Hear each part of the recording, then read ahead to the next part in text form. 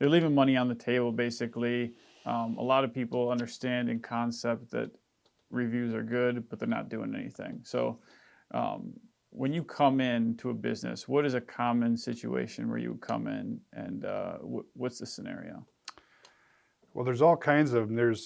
Uh, there's even companies now that don't even have their Google page up and running, even though it's free. So sometimes I'll get their Google page up for free, or they may have the wrong type of restaurant listed on their Google page. All these things will stop Google from supporting it and making it show up in Google searches, incorrect address, anything like that. Hmm. And then, of course, around to my specialty is getting reviews. You click on their Google page, you click on reviews, and then click on newest. The average consumer will read 8 to 9 reviews before making a buying decision. And they always go to the most recent ones. They don't care what you were doing last year. They want to know how you're treating their neighbors and their friends today, yesterday, last week. Anything over about a month old, it's irrelevant. It's not going to impact their buying decision. Hmm. They want to stay current. And so that's what I do. When I walk in, I'll click right in front of them, I'll bring my iPad and I'll click on that and I'll show them, okay, you haven't had a good review in 3.5 weeks. That tells Google you have no interest in participating in their marketplace. You need to change that and change it now and that's what Google can monetize and make money on is how vibrant your Google page is. And even though it's your Google page, you are not Google's customer. They don't cater to you. They cater to the person laying in their bed scrolling, looking for what you do. That's who Google caters to. And so that is who you need to be concerned with and trying to impress is that person Google searching you, trying to find your product or your service. And the more reviews you can have coming through on a daily and weekly basis, that tells Google that you're a player here and they have an interest then in supporting you and having you show up in those Google searches. So what kind of success stories have you had? Well, a lot. I have, is it okay to name establishments? Yeah. Well, for instance, Spavia Day Spa in Maple Grove, one of my first. She was in business for almost 3 years and had 123 reviews in 3 years, which is abysmally low. It may sound like a lot, but it's not. She brought our software in. I let her use it for about a week and a half, 2 weeks for free. And we got anywhere from 30 or 40 reviews in the first week alone. And she saw the power in it. And within 6 months after bringing this in, we had completely transformed her page. She was getting 15 to 20 reviews every weekend and then 2 or 3 per day. And it transformed her business, and she rose to the top, even though only 2.5, 3 years into the Spavia world, she rose to number 2 in profitability after that year that she was working with us in. So corporate Spavia brought us in, and now we're in all 56 locations nationwide, chasing reviews for them because the system they had just wasn't working. And so then Spavia then opened their second location in Minnetonka. Here about 6 months ago, they just had their grand opening. And the owner will tell anybody who will listen that it's because of what's happening on her Google page that has so enriched her business to grow the way she has. Same thing with the Woodhouse up in Arbor Lakes. She had 2 locations. She brought us in. Within a year and a half, then she opened her 3rd location up there in Roseville. She now has 3 locations. And if you were to Google, and anybody listening to this can test this out, Google massage, Google day spa, Google facials, anything along those lines in Maple Grove, Minnesota, And in the Google Map Pack, you will see number 1, the Woodhouse, number 2, Spavia, or Flip Flop. They're always leapfrogging each other depending on who's having the most success that week in getting reviews. They're the only 2 day spas I work with in Maple Grove. And the distance between there have well over 1,000 reviews, and the third closest has like 150 to 200 reviews. And we take a lot of pride in that those that are using our software, whether it's restaurants or day spas or mechanics or you name it, whatever, we're always tops in the Google Map Pack. So how do you do it? Well, Google tells us how to sell their product, which their product is Google reviews. They give us instruction on how to sell it. One, you have to be able to be willing to ask for it. And that is where we come in with our hands-on approach, my hands-on approach, where I'll ask the owner to kind of step aside and let me have access to their staff. Because that's the real key, is a culture change in being willing to ask for a review.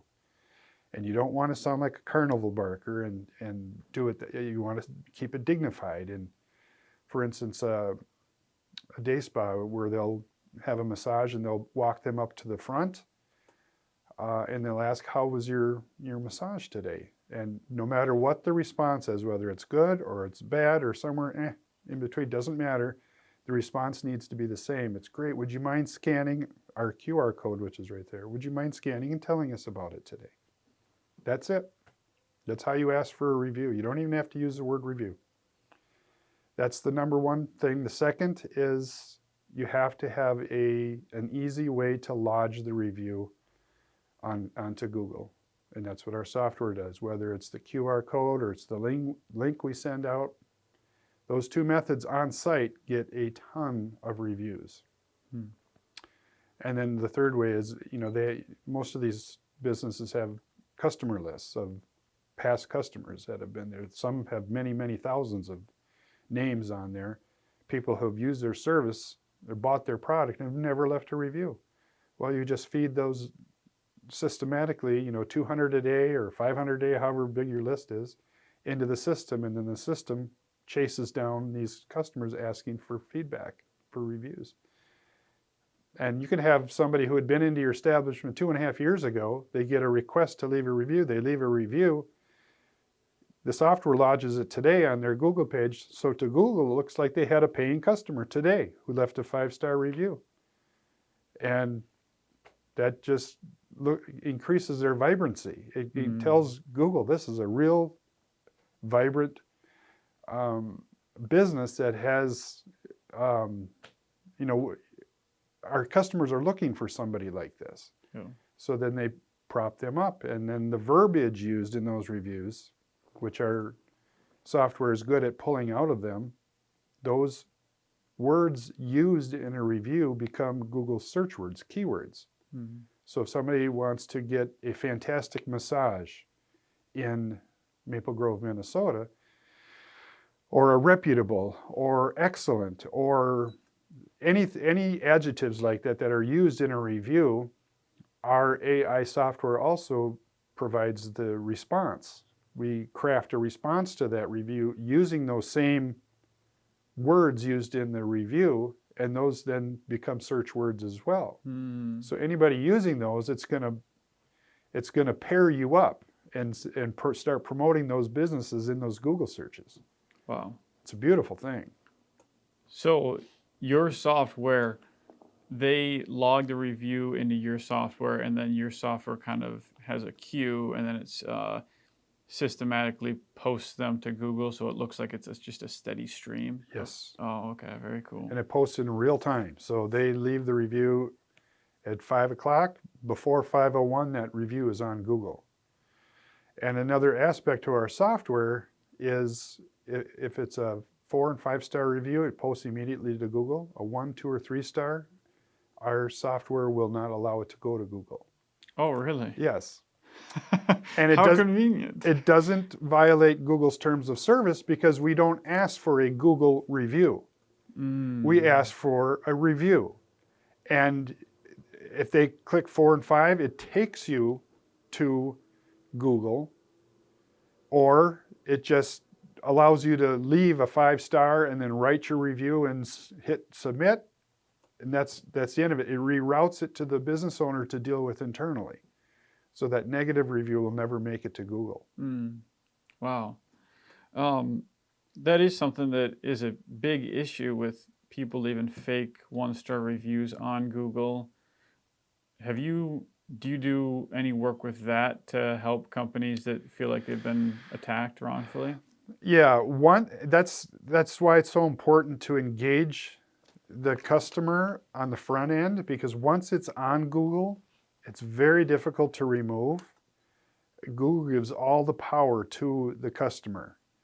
And so what we do when we get into a situation like that, there are avenues where you can have directly into Google, you can lodge a complaint and a request to have that removed. Sometimes Google does do that, and we show them how to do it. But if they don't, we don't sweat it, because we're so good at getting good reviews. We tell the business owner, leave an apology, address it very briefly.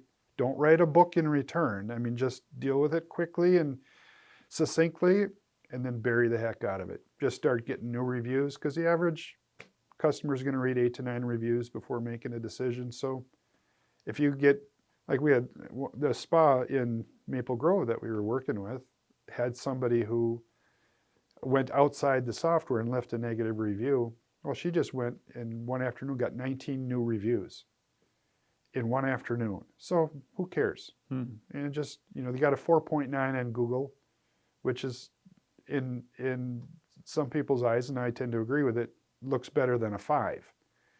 So it's very easy once you're at 4.9 to keep getting new reviews. Just you'll stay there in perpetuity. What are there any patterns that you've seen that lead to 5-star reviews that businesses do? Yeah, we work with a lot of sanitation companies as well, and they're prone to getting negative reviews. And we just signed up one, Superior Sanitation, out of Athens, Tennessee. Literally just signed them up last week, middle of last week. They were at 3.5 on Google, and a whole string of negative reviews. And with sanitation companies, they can be a customer for 10 years and never miss a week of pickup. They have a bad week and miss them, that customer is going to go lodge a negative review. So they have to keep on top of this. So anyway, we took them, I just checked this morning, they're now at 4.5. Went from 3.5 to 4.5.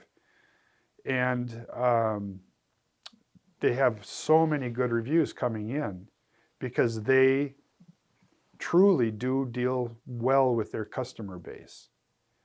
They treat them well, and it shows in the types. They're not just getting 5-star ratings, they're getting very wordy reviews telling how happy people are with them. And so that makes our job incredibly easy. If you're already treating your customers well, we just help you get the word out. And we get that out into the Google atmosphere so people can read it. But I won't mention the name, but we were working with a restaurant in Maple Grove, and they were getting a lot of negative reviews before we got to them. They were right around upper 2s, which is a death knell for restaurants. Nobody wants to go there when you're like that. We got them up to the mid 3s, and we were capturing just tons of negative reviews, but they weren't learning from that. They wouldn't change their business practices. No matter how many bad reviews we caught, they just didn't change. And sure enough, they closed down, and there's now a new owner, a new restaurant in their spot. And so it doesn't matter how you treat your customer base. It makes our job a lot easier. What about companies that aren't so volume heavy? Yes, it's a very good question. For instance, realtors. An individual realtor, and I used to be in the real estate world, so I know this. The average realtor, they sell a house every month or every 2 months. They're just not going to get reviews.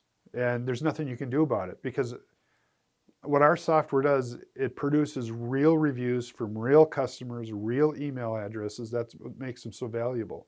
If you don't have a lot of customers, then you really can't participate in any meaningful way in the Google marketplace, because you have nothing that you're advertising. But so what we do, instead of working with individual realtors, we'll go to the broker and offer a deal with the broker, who then has sometimes, a couple of thousand agents, and cumulative, we work out a special pricing for that. Okay, so what about, I know some people, they'll just say, hey, they'll hit up their friends and write me a good, review. How does Google know if that's a certified customer or not? It's surprisingly how good Google's filters are getting. On any given day, you could go on Craigslist and there'll be people advertising tens of thousands of phony Gmail addresses to produce fake reviews. That's how valuable reviews are getting, that there's actually industries out there that are trying to fake it. Google has a way of knowing, like if you own a business, even if your name is nowhere associated with the name of the business, if you're entering your Gmail address through that system, Google will block that, so you can't leave yourself. A lot of family members are doing that still, and some of them are caught and some not. Some of those reviews actually do post. But Google is getting very, very intuitive on finding out. I don't know how, and I work with them, and I don't know how their algorithms work, how they can suppress somebody, whether they can locate your device if it's on site, many days before you leave a review, that, okay, this is probably somebody who works there or an owner or somebody, and they're not going to let it post. They also have a way of detecting if this Gmail address is used entirely for reviews. You're not using it to communicate. You haven't sent any emails out via this. It's using just to post. They'll block that as well. Or they'll put it in like a holding tank where it's up for further review. Because even with us, when we have a lot of success, like I had a sanitation company this morning, they were getting 1 to 2 reviews every 3 or 4 months. Very slow pace. That's what their algorithm was. Well, they brought our software in, fed a list through, and overnight they had like 150 reviews from their customer base coming through. Well, to Google, that's a red flag. Right. Okay, that's a list that they bought. These are phony people. So what they did, they let 30 or 40 of them post right away to Google. They held on to the rest of them they determined if it's in the geographical area where it could possibly be a customer. It's a real Gmail address. These are real people or real phone numbers. And then slowly now Google is posting them. They're allowed, and then at some point, their algorithm will be set. Okay, they're getting 40, 50 reviews every week. That's normal for these guys, and they'll post in real time. Gotcha. Because I know I've gotten reviews from customers, but they never. I had to email. I had to go through support or something. But and some people I've heard their reviews disappear. Yeah, that is another. We keep up with the industry where other people doing what we're doing and what we're finding out there, and that's what Google will do, and there's no explanation for it. We get no explanation from it. We will have somebody where we're actively posting new reviews, and we can see new reviews posting in real time, but their count isn't changing. Right. And so what they've been doing is they've been going and deleting older reviews, and eventually then the count starts going back up again. But for whatever reason, they've decided these old reviews need to go, and so they take them off. And we're not ever given an explanation why they're taken off and who they're determining to remove. But we had a bankruptcy lawyer out of Virginia. They had 21 reviews overnight just disappear. No explanation. They're just gone from their page. Can you get them back if you go through a support process? Yes, we got them back. They just repost them again without explanation. In some aspects, Google you know, they're the only 800-pound gorilla in the room. It's their playpen. They make the rules, and it's hard sometimes to get response back from them, but it's still a very valuable place to work. 3/4 of online reviews are lodged on Google. All the other platforms are splitting the other 25%. Do you post to Yelp or any? Oh yeah. Yeah, you do all that. With our software, it'll show right on their dashboard. Just of a click of a button, you can, okay, we're going to shut Google off today. Today we're going to Facebook or Yelp or Indeed. I mean, whatever platform is out there, if it supports reviews, we can link up to it and send the review to there. Okay, so if I'm a 26-year-old business owner, I'm running a tree company and I want reviews and I do pretty high volume, what I would do is I would go search the software. Is this a proprietary software or? Yes. So it's your software? No. Okay. No. I started as just a reseller where they allowed us to white label it. The developer came up with it 9.5 years ago, and I came on board 4.5 years ago.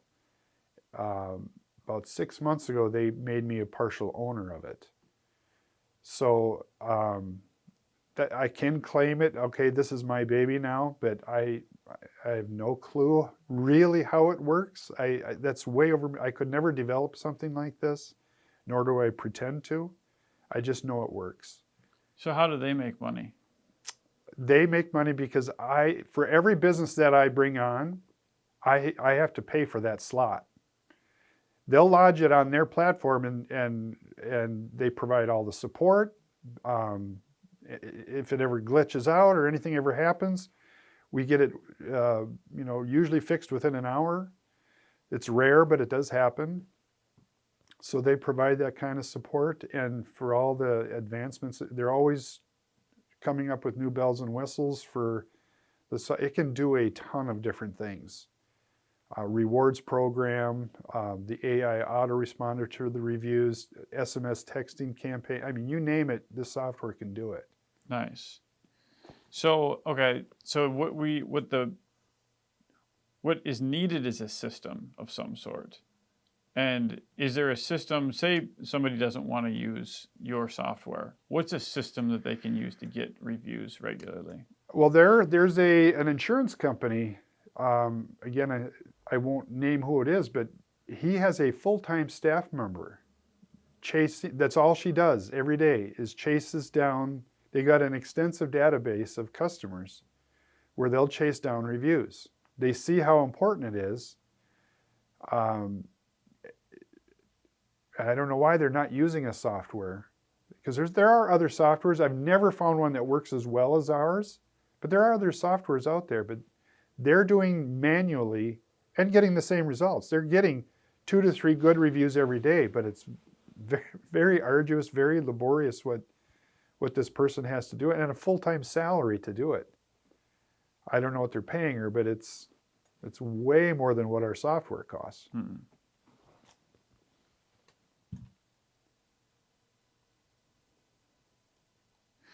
How do you, so you kind of touched on this, but if you get a negative review, do you keep it professional? Do you troll them back? Do you ignore it? What's the best way to deal with a negative review? Well, and every business owner is different. We have, for instance, okay, Dave's Hot Chicken.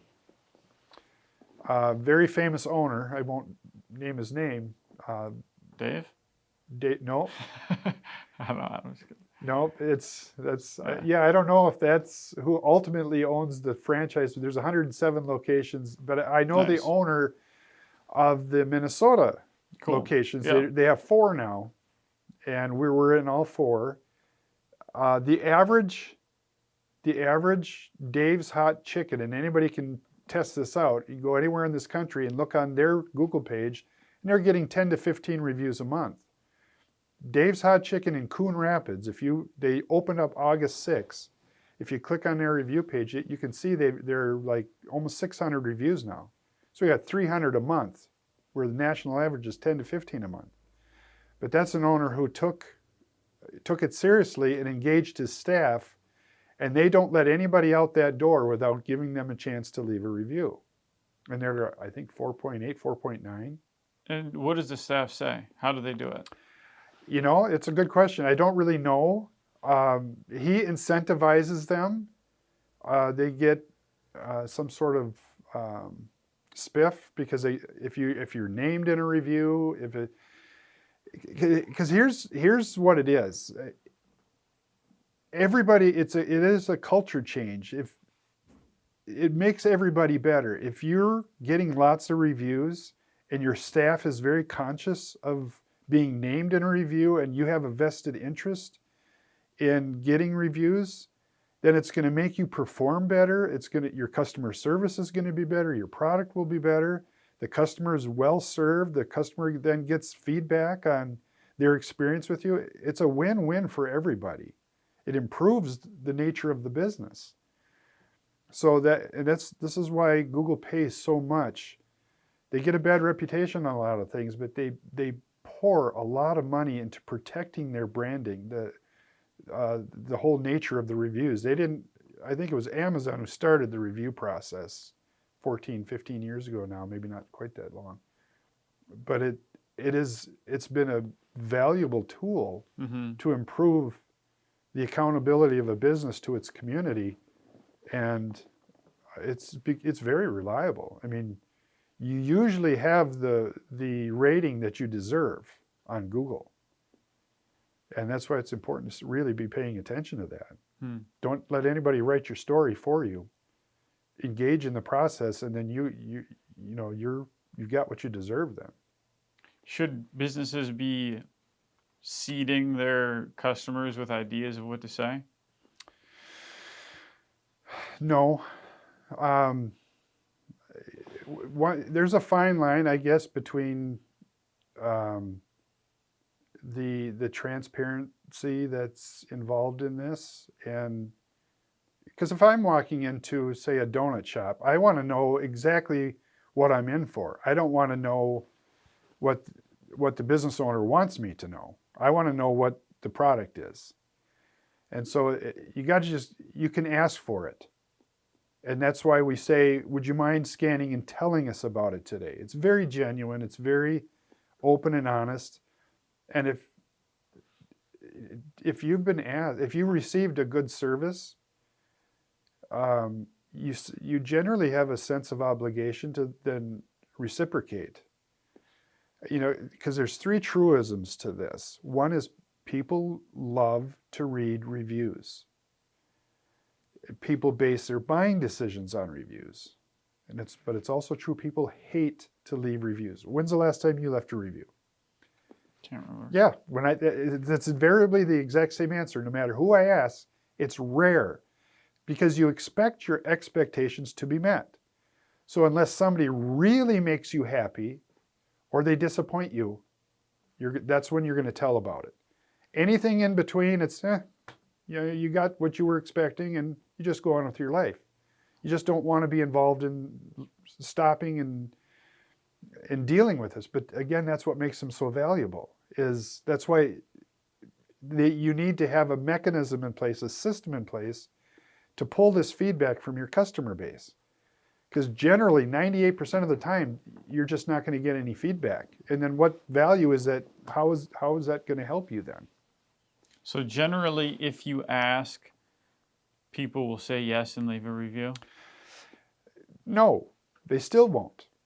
But enough of them will then. Like, for instance, Spavia Day Spa, they have 25, 30 people coming through a day. If you ask every single one of them, you're going to get 7, 8 of them that say, sure, why not? And do it on the spot. The rest of them, I got to go pick up the kids. I got to get to the market, got to get stuff home. Sorry, I just don't have time. But you don't need everybody to say yes. You just need, truly, if you get 2 good reviews a day, you're going to be so far ahead of whatever competition you have that anything over and above that is just gravy. 2 a day, that's 700 reviews in a year.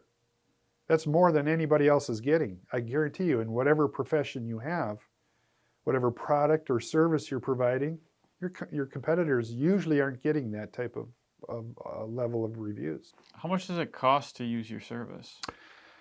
Well, our cost is we used to do a monthly of $249 a month. That's all in. But then we stopped doing a monthly. And the reason behind that is we would rather chase reviews. We don't want to chase payment from business owners. And that gets to be a problem because, the average business owner is wearing 20 different hats. They just don't always want to deal with paying their invoices. So we'd actually have to stop what we're doing and, chase an invoice. So we actually have just gone to an annual, which then we do $23.88, so $2,388. Comes out to $199 a month, so it was discounted. And if all you have to do is Google average SEO out there, and it's anywhere from $3,000 to $6,000 a month. Ours is $23.88 a year, and we do organically. You don't have to do Google ads anymore. I mean, we get you up into the map pack. No matter what product or service you have, we will get you into the map pack, and there you'll stay if you're using the software consistently. What's the map pack? Like if you Google, day spas in Maple Grove, what you're going to find is it's typically the first three. Google will post a map, and then they'll put the first three companies that they want to promote in that map pack. That's the first you'll see. And then you'll have to click out of that to get the rest of the first page of Google. It's why it's so important to be in because if you're in the map pack, those companies will get 90% of the phone calls. That's why it's very desirable to be there. You want to be in that because it's life-changing to be there versus, on the second. There's a saying in our business that the best place to hide a body is on the second place of Google because nobody ever searches there. You won't get found. And even on the lower end of the first page, by the time somebody scrolls down, they've typically chosen already. They found somebody has looked good to them. You find a company that's 4.9 and 1,500 reviews. Why are you going to go past that? You'll typically click on there, call it, or book an appointment, and you're done. So our goal, no matter who we work with, we try to get them there ASAP. And then to maintain that they stay there. And again, I'll give shout out to them, both the Woodhouse and Spavia. They've maintained the 1-2 spot in the Google Map Pack now for 3 consecutive years. They're never out of that spot because they have their staff working, getting these reviews with our software every single day. The question I was trying to remember, how many follow-ups is appropriate, and then how many is too much to where you start knowing your customer? That's a very good question because there's a fine line because people today expect to be asked for feedback now. Everybody, the media does our advertising for us, how important reviews are. So what our software does, it asks for one on the spot. And then if you respond, great, then it's done. If not, then 3 days later, it'll send automatically without any further touches, it'll send a 3-day follow-up reminder to go ahead and leave a review, ask for feedback. And then that's it. That's all we do. We don't bombard them because you're right. You don't want to make them mad.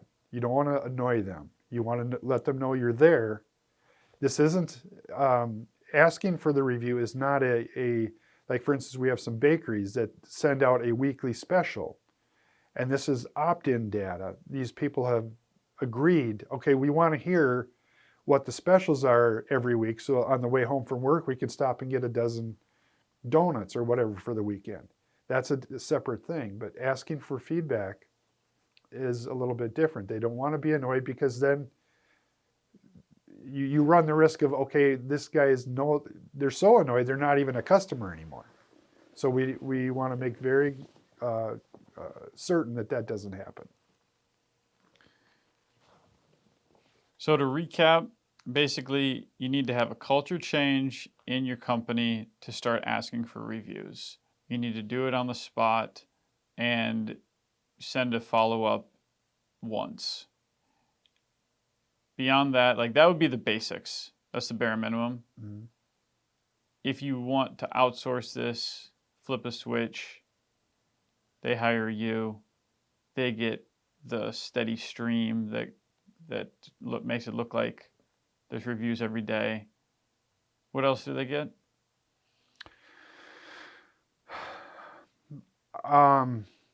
You mean what are all the bells and whistles with the software? Yeah. I guess what I'm trying to figure out is like the 80-20 kind of just, okay, this is, if you're not doing anything, this is where you should start. If you want to pour a little gasoline on the fire, they're probably going to want you. And then that just makes it just simpler. It makes their lives easier. Yeah, if you're just starting out, you might be able to, okay, I don't have a customer base yet, and you can manage this on your own just by simply asking them to leave a review. And once it's on Google, they have no idea if it came from our software or the business owner asked. So you're able to do that. But if you're in business now and you want to scale up, using our service or a service like us is very important. It's crucial. And not only what we're finding out, we just signed up a med spa, and she's part of the BNI group that you're in. I won't name her, but she submitted us an older list from 2.5, 3 years ago. And she's been pulling a steady stream of new reviews out of that. But here's what she's discovered is happening. These people didn't use her for 2.5 years. And all of a sudden, it brings it top of mind that she got a brand new review out of this person. And then this person remembered how good the service was. She called and booked an appointment. Amazing. And brought a paying customer into the fold that would not have, for whatever reason, had lost sight of or thought of this owner. That's, if you've got an existing database of previous customers, that happens over and over and over again. We hear it all the time as people start coming back in again, because now you're top of mind again. And all they can, I mean, there's no downside to it, because if they see a request to not leave a review and they don't want to leave a review, they just don't. You've lost nothing. But at the very minimum, you can get a good review and maybe another paying visit by this customer. What didn't I ask that I should have? Well, there's a lot to this that needs to be known. Like, for instance, there's a massive study done by a law firm out of Atlanta, a 57 million review study across all industry lines. Getting to the first 200 reviews of any business, predictably, your next year's revenue will increase by 44%. Now, it can be a little more, a little less, depending on geographical location, what exactly it is, but that's what they found across all industry lines. They're doing a follow-up now, okay, the next 200 reviews, and then the next 200 reviews, what the predictable increase in that is. But this is what business owners need to know. Reviews have a tangible financial value to it, a dollar amount to it. So if you're doing $1 million in business and you get those 200 extra reviews and your business goes up 44%, that's $2,300 a review. That's what you need to think when that person has walked out the door without being asked to leave any feedback. You've just sent $2,300 out the door. That's how important it is. It can make you or break you in the end. Because millennials, they've told us how they want to be marketed to. Online, they're going to check you out. So if you're not engaged actively in that economy, your competitors will. They get it. They connect the dots. So you better be there competing with your fellow business owners. You jogged my memory on another thing, which is a lot of these examples, it seems like it's B2C. What about B2B? Is it as important? Only in that business owner is also a consumer. So you really are never getting out of the B2C, because they're still a consumer. And so if somebody's coming in like I'm a business owner and I'm going to go into Home Depot to buy something, I'm going in as a consumer, not as a business owner. So you as a, say for instance, you're a day spa owner, you would have a different approach than me, because I'm not selling this service to the average, your customer, your day spa customer. I would be selling it to you, the business owner. So that's who I'm worried about. I'm not worried about selling my services to the consumer on the street, but I have to stay in that mindset. What's important to that consumer, I need to know, because you need to know it. You need to be catering to them. So I need to help you cater to that consumer. So like, if I work with a painting company and they paint a lot of, say, Walmart's, Targets, that sort of thing, that might not be as important. It's not really the fit, or that's kind of what I'm questioning. Yeah, I mean, that's a good rule of thumb is like, we'll never work with a McDonald's because it's a known quantity. Doesn't matter if you're going to a McDonald's in Houston, Texas or Minneapolis, Minnesota. You know what you're going to get. So when is the last time you ever Googled a local McDonald's to see what kind of Big Mac you were going to get? If you're not going to Google that service or product before buying it, then they don't care. The reviews don't matter. Or if you're way out in Timbuktu, you're literally the only town within 50 miles. Again, it really doesn't matter, because where else are you going to go? It's that kind of rule of thumb. So the more dense the population is, like anywhere within 40 miles of the Twin Cities here, they really need to worry about their online reputations, because people have choices. If you have choices, you need to be paying attention to what people are thinking about you and saying about you online. Well, that sounds good. I mean, that was more information on reviews than I've ever experienced before, and it's great. You're a wealth of knowledge, and it's like a tiny little aspect of business that seems to be a huge leverage point that could make a substantial difference. Well, what makes us so valuable to a business owner is, you ask now any business owner, and I don't care how long in the tooth they are or how old-fashioned they are, they know now how important it is to have a steady stream of reviews coming in.